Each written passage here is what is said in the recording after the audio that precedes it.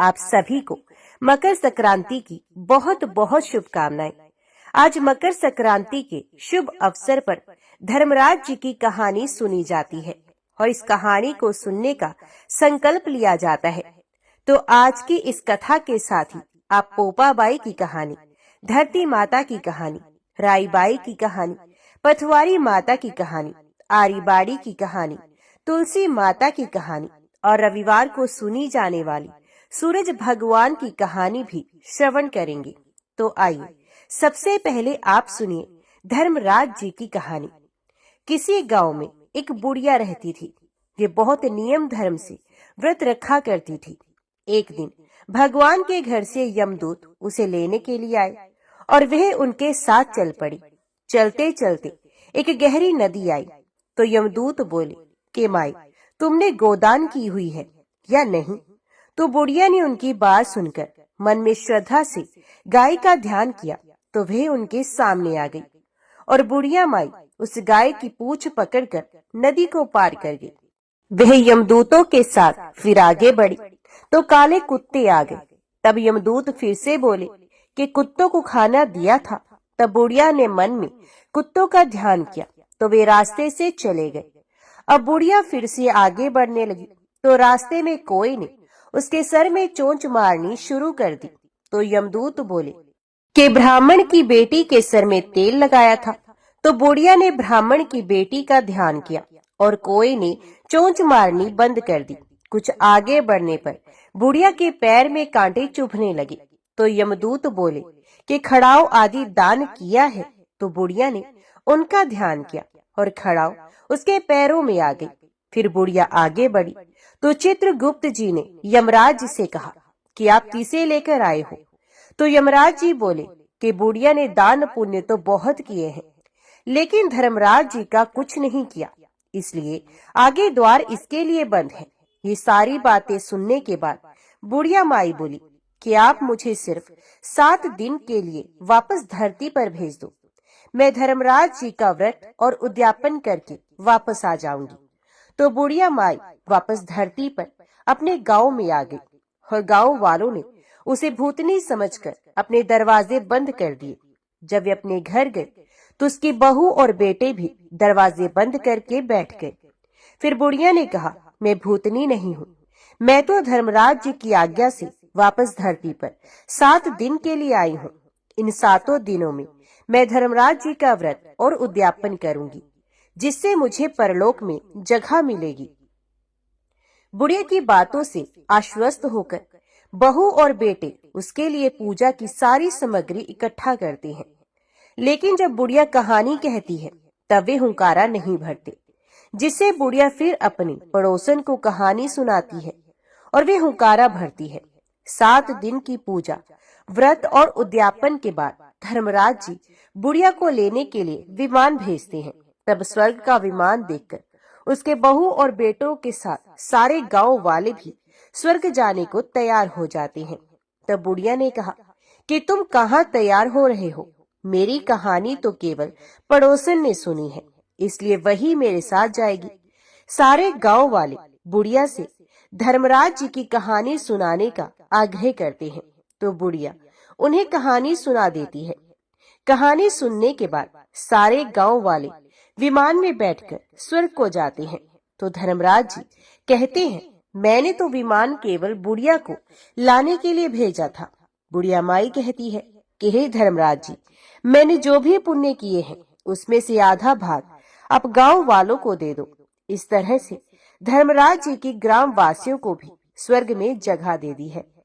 हे धर्मराज जी महाराज, जैसे आपने बुढ़िया माई के साथ सभी गांव वालों को भी स्वर्ग में जगह दी है, उसी तरह हमें भी देना। कहानी को कहने वाले, कहानी को सुनकर हुक्कारा भरने वाले सभी को जगह देना। तो सब प्रेम से बोलिए, धर्मराज महाराज की जय। अब आप सुनिए पोपाबाई की कहानी। किसी नगर में एक भाई बहन रहा करते थे। बहन का नाम पोपाबाई था। भाई की शादी हो गई थी। पोपा बहुत ज्यादा नियम और व्रत करती थी। एक दिन उसने अपने भाई और भाभी से कहा, मैं शादी नहीं करूंगी। मेरे रहने के लिए गांव के बाहर एक झोपड़ी बनवा दो, मैं उसी में रहकर अपना जीवन व्यतीत कर लूंगी। तो पोपा बाई ने गांव के सभी लोगों से कहा कि आप लोग अपने अपने गाय बछड़े को मेरे झोपड़े के पास घास चरने के लिए छोड़ दिया करो। मैं सभी के गाय बछड़ों की देखभाल किया करूंगी। उसके बदले में जो भी बचा खुचा खाना हो वे मुझे भेज देना, मैं वही खाकर रह लूंगी। एक दिन उस नगर का राजा शिकार खेलने जंगल में आया और गांव के बाहर जंगल के पास बनी हुई झोपड़ी देखकर रुक गया। झोपड़ी के पास जाकर उसने आवाज लगाई कि कौन है, लेकिन भीतर से कोई आवाज न आने पर वे लगातार दरवाजा खटखटा रहा। तब पोपा बाई उठी और कहने लगी कि कौन हो तुम जो बार बार दरवाजा खटखटा रहे हो। तो राजा ने कहा कि मैं यहाँ का राजा हूँ और तुम्हारे साथ विवाह करना चाहता हूँ। तो पोपा बाई ने कहा, जहाँ से आए हो वहीं चले जाओ, मैं किसी पराये आदमी का मुंह नहीं देखती हूँ। राजा ने पोपा बाई की एक नहीं सुनी और उसे जबरदस्ती उठाकर ले गया। तब पोपा बाई ने राजा को श्राप दे दिया कि उसका सारा राजपाट नष्ट हो जाएगा। महल में आने पर राजा की रानियों ने सारी बात सुनकर राजा से अनुरोध किया कि इसे वहीं आप वापस छोड़ आओ। जब राजा पोपा बाई को वापस झोपड़ी में छोड़ने जाने लगा तो रास्ते में पाप की नदी आई जिसमें वे डूब गया। पोपा बाई धर्मराज जी के यहाँ पहुंची और धर्मराज जी ने उन्हें स्वर्ग का राज दे दिया। एक बार एक सेठ सिठानी मृत्यु लोक से स्वर्गलोक आए तो उसके द्वार बंद देखकर वे धर्मराज जी से द्वार खोलने का आग्रह करने लगे। तब धर्मराज जी ने कहा कि इस द्वार पर पोपा बाई का राज है। इस पर सेठ सेठानी ने कहा कि हम पोपा बाई को नहीं जानते। धर्मराज जी ने दोनों की बात सुनकर कहा कि तुम दोनों 7 दिन तक मृत्यु लोक में रहो। 8 खोपरा से राई भरकर 5 कपड़े ऊपर रखकर कहानी सुनकर उद्यापन करना और कहना कि राज है पोपा बाई का, लेखा लेगी राई राई का। तो सारे बोलो पोपा बाई की जय। सभी कहानी कहने, सुनने और हुंकारा भरने वालों को मोक्ष प्राप्त हो। अब सुनिए पाल पथवारी और विनायक जी की कहानी। एक बार पाल माता, पथवारी माता और विनायक जी में खुद को बड़ा बताने के कारण झगड़ा हो गया। सब अपने आप को दूसरे से बड़ा साबित करने के लिए झगड़ रहे थे। एक ब्राह्मण का लड़का वहां से गुजर रहा था। पाल पथवारी और गजानंद जी ने उसे रोका और कहा कि हमारा झगड़ा सुलझाओ और न्याय करो। तब ब्राह्मण का लड़का बोला कि मैं कल वापस आऊंगा तब न्याय करूंगा, अभी तो मैं जा रहा हूँ। घर आकर लड़के ने माँ से कहा कि कल मुझे पाल पथवारी और गजानंद जी का न्याय करना है। तो माँ ने कहा, बेटा किसी को छोटा मत बताना। तब दूसरे दिन लड़का वहां गया और बोला, पाल माता आप तो हर व्यक्ति से बड़ी हो, क्योंकि हर व्यक्ति आता है स्नान ध्यान करके जाते समय पैर की ठोकर दे जाता है, फिर भी आप नाराज नहीं होती। तो पथवारी माता आप भी बड़े हो, क्योंकि कोई व्यक्ति कितने भी तीर्थ कर ले, ध्यान कर ले, पर वापस आने पर आपकी पूजा किए बिना उनका कार्य पूर्ण नहीं होता, इसलिए आप बड़ी हो। विनायक जी आप तो बड़े हैं ही, क्योंकि सब देवों को मना ले पर आपको ध्यान किए बिना कोई काम सिद्ध नहीं हो पाता, इसलिए अब बड़े हो। पाल माता, पथवारी माता और विनायक जी प्रसन्न हो गए और बोले, बालक तेरी चतुर होने से तूने हम सभी को बड़ा साबित कर दिया, हमारा आशीर्वाद सदा तेरे साथ रहेगा। ये कहकर उन्होंने थोड़े जौ के दाने उसके अंगोछा में दिए। अब लड़का सोचने लगा, ये तो घाटे का सौदा रहा, इतना अच्छा न्याय किया और बदले में इतने से जौ मिले। लड़के ने घर पहुंचकर बिना मन से जौ वाला अंगोछा कोने में रख दिया और माँ अंगोछा समेटने लगी तो उसमें से चमचमाते हुए हीरे मोती गिरने लगे। माँ बोली, बेटा न्याय करके क्या लाया है? तो लड़का बोला, माँ कोने में अंगोछा से जो है जाकर देख लो। तो माँ बोली, उसमें तो हीरे मोती निकल रहे हैं। तो लड़के ने जाकर देखा, उसकी खुशी का ठिकाना नहीं रहा। लड़के को सब समझ में आ गया कि ये देवताओं का ही आशीर्वाद है। अब उसने अपनी माँ को सारी बात बताई। दोनों बहुत खुश हुए और आनंद से रहने लगे। हे भगवान, पाल माता, पथवारी माता और विनायक जी महाराज ने जिस प्रकार ब्राह्मण के लड़के को आशीर्वाद दिया, ऐसा आशीर्वाद सभी को देना। कहानी कहने वाले, सुनने वाले और होंका भरने वाले को सबको स्वास्थ्य, समृद्धि, धन धान्य देना। तो सब प्रेम से बोलो, पथवारी माता की जय। अब सुनिए धरती माता की कहानी। एक गांव में एक माँ थी। उसके एक बेटी और एक बेटा, दोनों छोटे थे। माँ गरीब थी और वे मजदूरी करके अपना गुजारा चलाती थी। धीरे धीरे उसके बच्चे बड़े होने लगे। बेटी शादी के योग्य हो गई। माँ बूढ़ी हो गई तो माँ ने बेटी से कहा कि बेटा, तेरी बहन बड़ी हो गई है, इसलिए तुम्हारे जैसा घर और वर देखकर उसकी शादी करना। ऐसा कहकर माँ तो कुछ दिनों में मर गई। भाई गांव गांव घूमने लगा, लेकिन बहन के योग्य उसे कोई वर नहीं मिला। वे घूम घूम कर थक गया।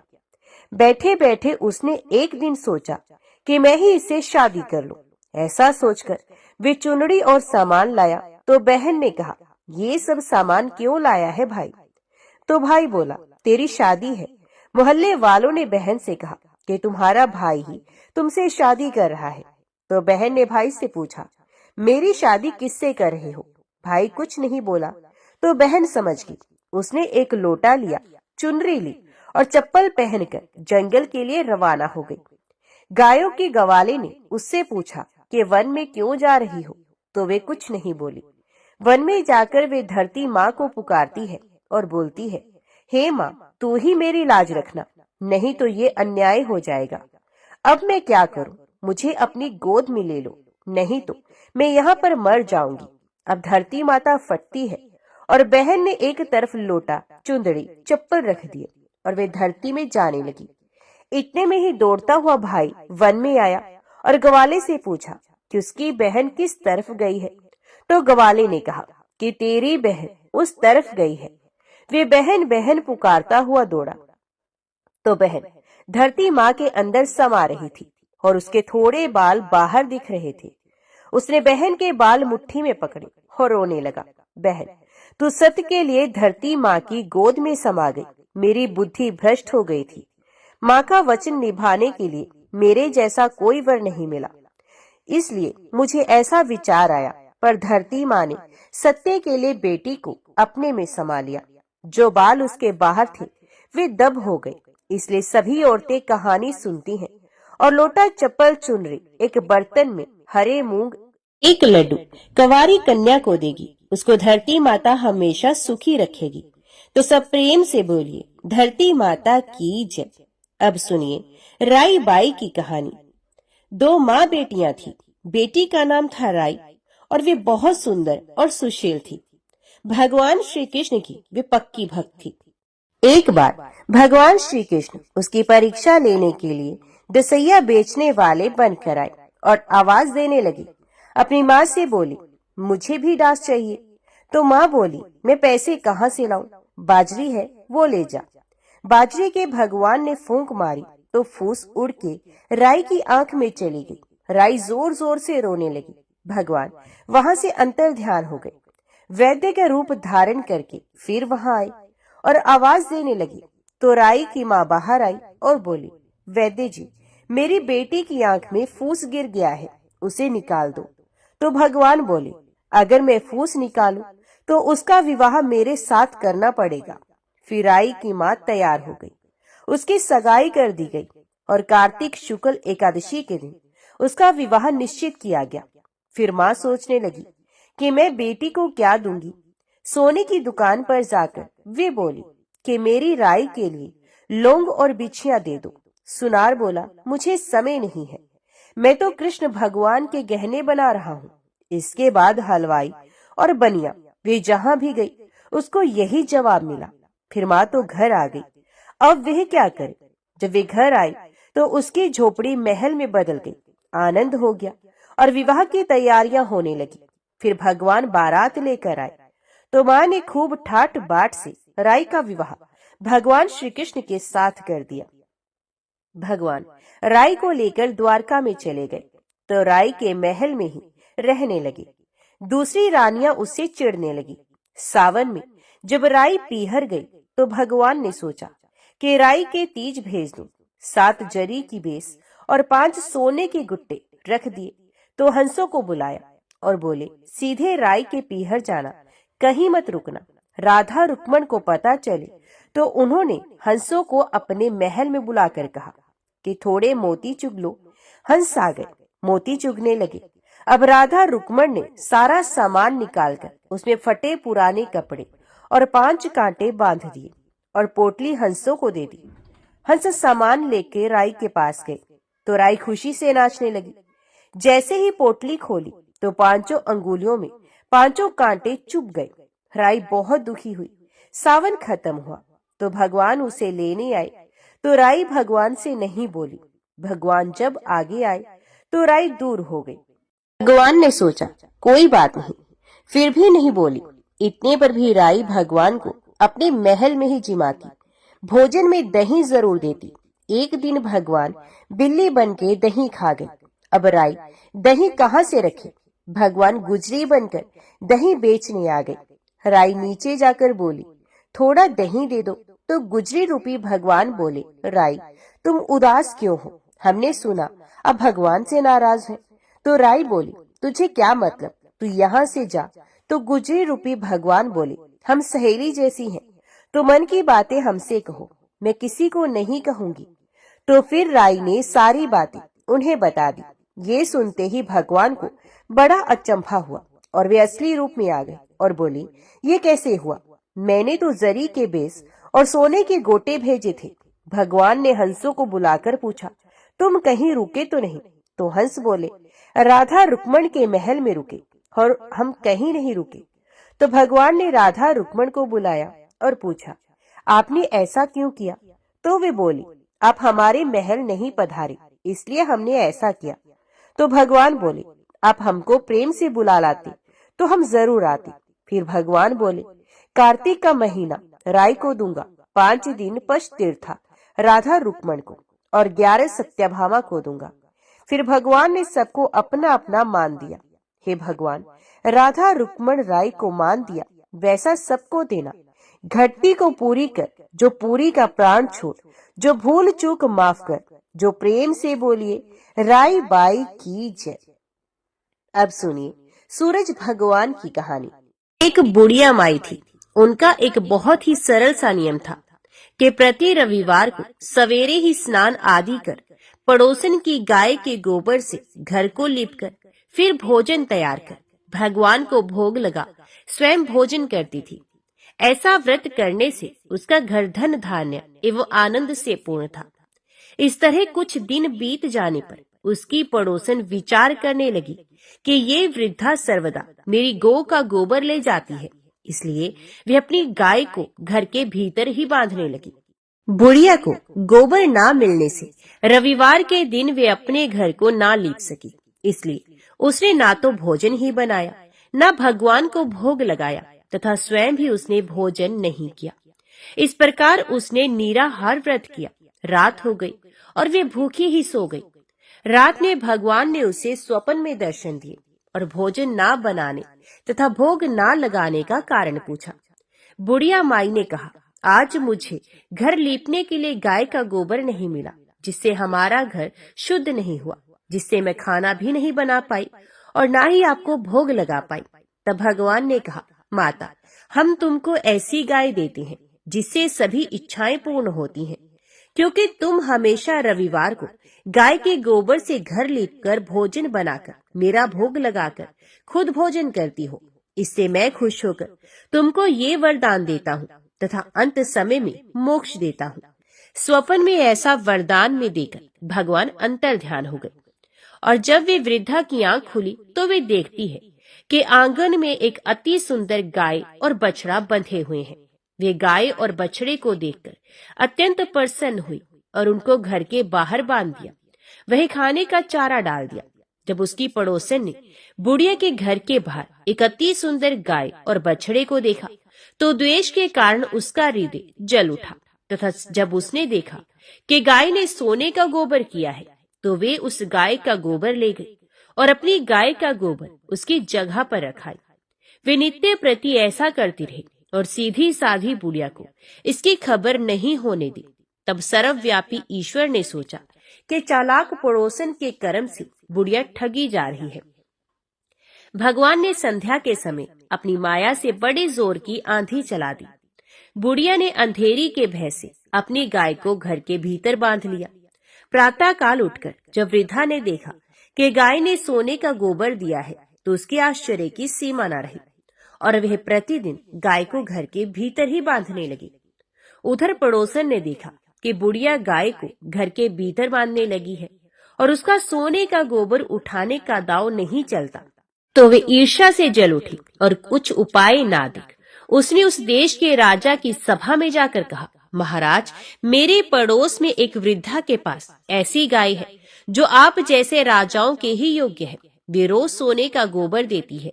आप उस सोने से प्रजा का पालन कीजिए। वे वृद्धा इतने सोने का क्या करेगी? राजा ने ये बात सुन अपने दूतों को वृद्धा के घर से गाय लाने की आज्ञा दी। वृद्धा प्रातः ईश्वर को भोग लगा भोजन ग्रहण करने ही जा रही थी कि राजा के कर्मचारी गाय खोल कर ले गए। वृद्धा काफी रोई, चिल्लाई, किंतु कर्मचारियों के समक्ष कोई क्या कहता। उस दिन वृद्धा गाय के वियोग में भोजन ना खा सकी और रात भर रो रो कर ईश्वर से गाय को पुनः पाने के लिए प्रार्थना करती रही। उधर राजा गाय को देखकर बहुत प्रसन्न हुआ, लेकिन सुबह जैसे ही वे उठा सारा महल गोबर से भरा दिखाई देने लगा। राजा ये देखकर घबरा गया। भगवान ने रात में राजा से स्वप्न में कहा, राजा, गाय वृद्धा को लौटाने में ही तेरा भला है। इसके रविवार के व्रत से प्रसन्न होकर मैंने उसे गाय दी थी। प्रातः होते ही राजा ने वृद्धा को बुलाकर बहुत से धन के साथ सम्मान सहित गाय व बछड़ा लौटा दिया। उसकी पड़ोसन को बुलाकर उचित दंड दिया गया। इतना करने के बाद राजा के महल से गंदगी दूर हो गई। उसी दिन से राजा ने नगर निवासियों को आदेश दिया कि राज्य की तथा अपनी समस्त मनोकामनाओं की पूर्ति के लिए रविवार को व्रत करो। व्रत करने से नगर के लोग सुखी जीवन व्यतीत करने लगे। कोई भी बीमारी तथा प्रकृति का प्रकोप उस नगर पर नहीं होता था। सारी प्रजा सुख से रहने लगी। तो सब प्रेम से बोलो, सूर्य भगवान की जय। हे सूर्य भगवान, जिस प्रकार आपने बुढ़िया माई को दिया उसी प्रकार आप अपने भक्तों को, कथा कहने वालों को, सुनने वालों को और हुंकारा भरने वाले को देना। जय हो सूर्य देवता। अब सुनिए तुलसी माता की कहानी।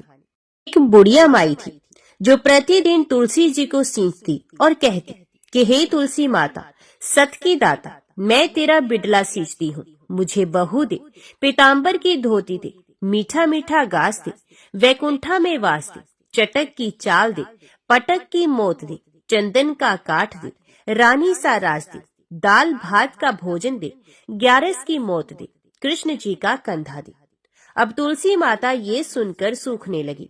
तो भगवान ने पूछा कि हे तुलसी, तुम क्यों सूख रही हो? तो तुलसी माता ने कहा कि एक बुढ़िया रोज आती है और यही बात कहकर चली जाती है। मैं सब बात तो पूरा कर दूंगी, लेकिन कृष्ण का कंधा कहाँ से लाऊंगी? तो भगवान बोले, अब जब वो मरेगी तो मैं अपने आप कंधा दे आऊंगा। तो बुढ़िया माई से कह देना। जब बुढ़िया मर गई, सब लोग आ गए। जब माई को ले जाने लगी तो वे किसी से ना उठी। तब भगवान एक 12 बरस के बालक का रूप धारण करके आए। बालक ने कहा, मैं कान में एक बात कहूंगा तो बुढ़िया माई उठ जाएगी। बालक ने कान में कहा, बुढ़िया माई, मन की निकाल ले, पीताम्बर की धोती ले, मीठा मीठा घास ले, वैकुंठा में वास ले, चटक की चाल ले, पटक की मोत ले, कृष्ण जी का कंधा ले। ये सुनकर बुढ़िया माई हल्की हो गई। भगवान ने कंधा दिया और बुढ़िया माई को मुक्ति मिल गई। हे तुलसी माता, जैसे बुढ़िया माई को मुक्ति दी वैसे सबको देना। तो सब प्रेम से बोलो, तुलसी माता की जय। भी सुनिए विनायक जी की कहानी। एक गांव में 2 माँ बेटी थी। बेटी माँ से बोली, गांव से सब लोग गणेश मेला देखने जा रहे हैं, मैं भी मेले में जाऊंगी। तो माँ बोली, वहां पर बहुत भीड़ होगी, कहीं गिर पड़ गई तो चोट लग जाएगी।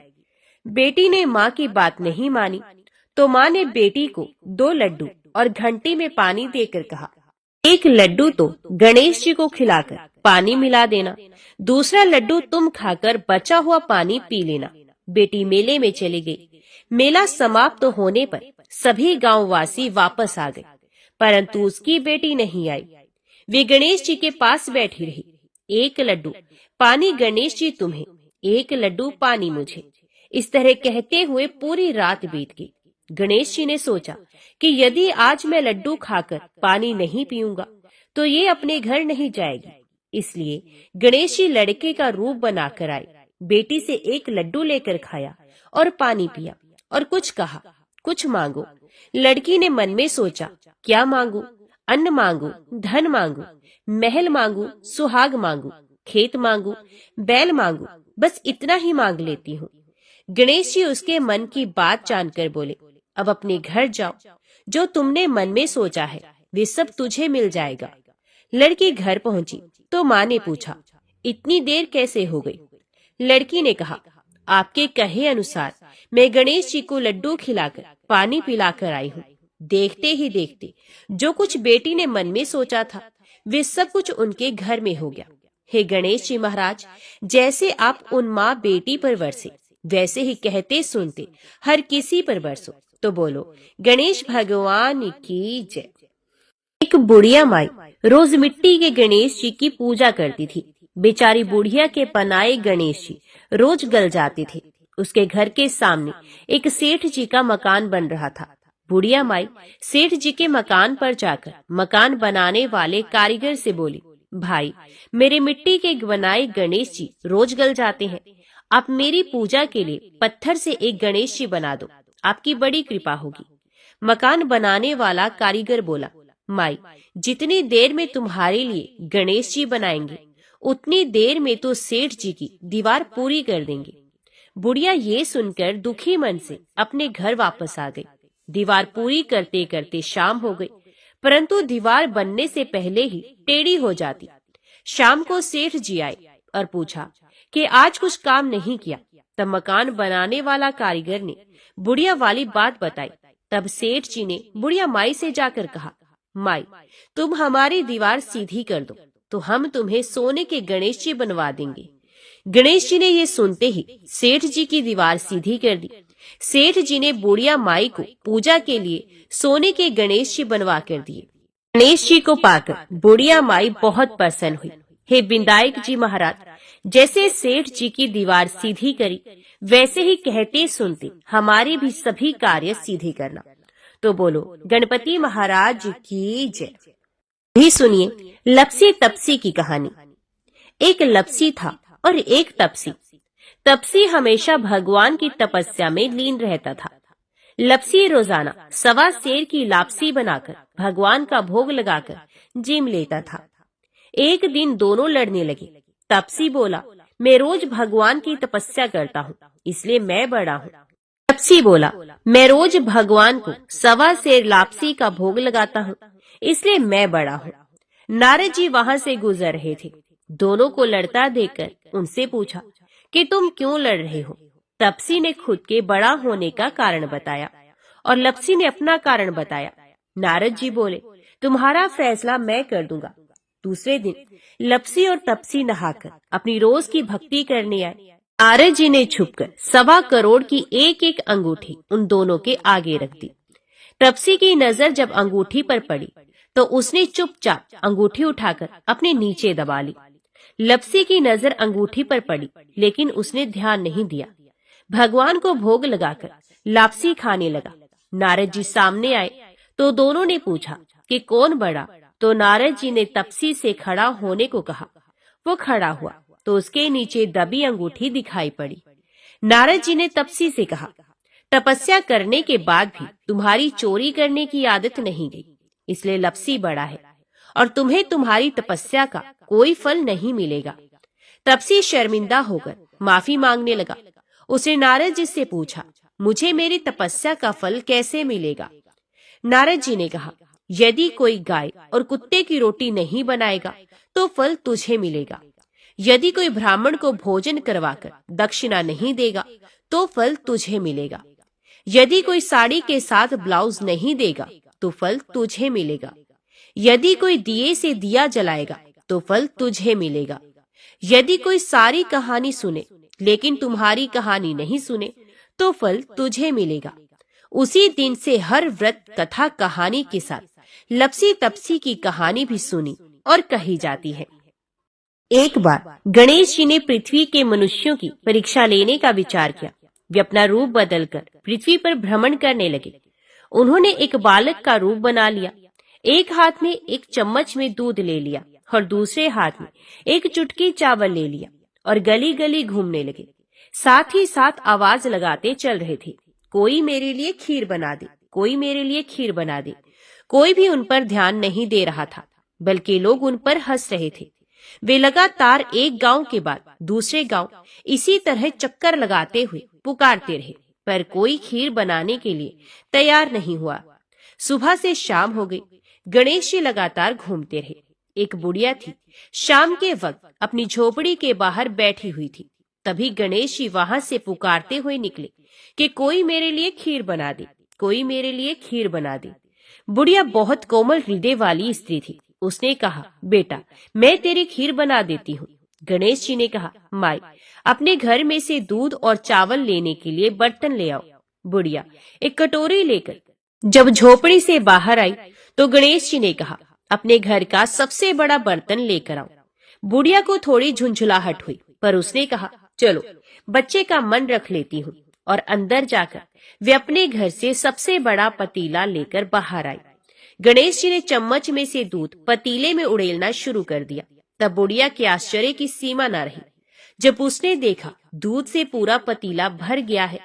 एक के बाद एक वे बर्तन झोपड़ी बाहर लाती गई और उसमें गणेश जी दूध भरते चले गए। इस तरह से घर के सारे बर्तन दूध से लबालब भर गए। गणेश भगवान ने बुढ़िया से कहा, मैं स्नान करके आता हूँ, तब तक तुम खीर बना लो, मैं वापस आकर खाऊंगा।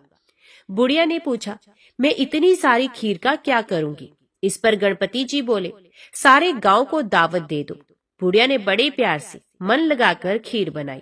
खीर की भीनी भीनी मीठी मीठी खुशबू चारों दिशाओं में फैल गई। खीर बनाने के बाद वे घर घर में जाकर खीर खाने का न्योता देने लगी। लोग उस पर हंस रहे थे। बुढ़िया के घर में खाने को दाना नहीं और ये सारे गांव को खीर खाने की दावत दे रही है। लोगों को कौतूहल हुआ और खीर की खुशबू से लोग खींचे चले आए। सारा गांव बुढ़िया के घर इकट्ठा हो गया। जब बुढ़िया के बहू को दावत की बात मालूम हुई तब वे सबसे पहले वहां पहुंच गई। उसने खीर से भरे पतीलों को जब देखा तो उसके मुंह में भी पानी आ गया। उसे बड़ी जोर से भूख लगी हुई थी। उसने एक कटोरी में खीर निकाली और दरवाजे के पीछे बैठकर खाने की तैयारी करने लगी। इसी बीच एक छींटा गिर गया और गणपति जी को भोग लग गया और वो प्रसन्न हो गए। अब पूरे गांव को खाने की दावत देकर बुढ़िया वापस अपने घर आई तो उसने देखा बालक वापस आ गया था। बुढ़िया ने कहा, बेटा खीर तैयार है, भोग लगा लो। गणपति जी बोले, माँ भोग तो लग चुका है, मेरा पेट पूरी तरह से भर गया है, मैं तृप्त हूँ, अब तू खा, अपने परिवार और गांव वालों को भी खिला। बुढ़िया ने कहा, ये तो बहुत ज्यादा है, सबका पेट भर जाएगा, इसके बाद भी ये बच जाएगी, उस बची खीर का मैं क्या करूंगी? इस पर गणेश जी बोले, उस बची खीर को रात में अपने घर के चारों कोनों में रख देना।